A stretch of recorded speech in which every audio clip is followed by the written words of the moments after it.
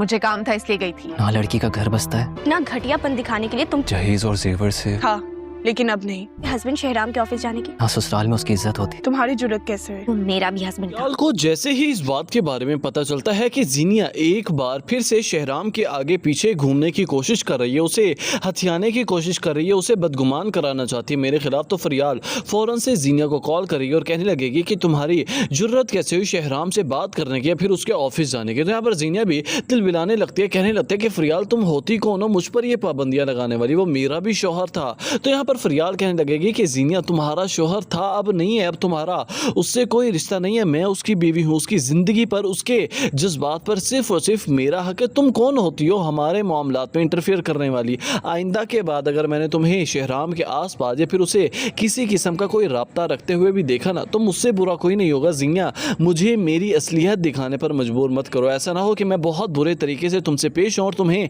बाद में रिग्रेट और पछतावा हो। तो तुम बाज आ जाओ अपनी हरकतों से, अपने घटियापन से बाज आ जाओ। तो वहीं दूसरी जानिब आप देखेंगे कि शहराम अपने वालिद को समझाने लगेगा कि बाबा, शांजी को जहेज और जेवरात देने से बेहतर है कि उसे अपनी दुआओं के साए में रुखसत करें। इन सब चीज़ों से कोई फर्क नहीं पड़ने वाला, ना तो शांजी को उस घर में एक्स्ट्रा प्रोटोकॉल दिया जाएगा, ना उसकी वैल्यू बढ़ेगी और ना ही उसकी सब इज्जत करेंगे, क्योंकि ये सारी चीज़ें बेमानी हैं।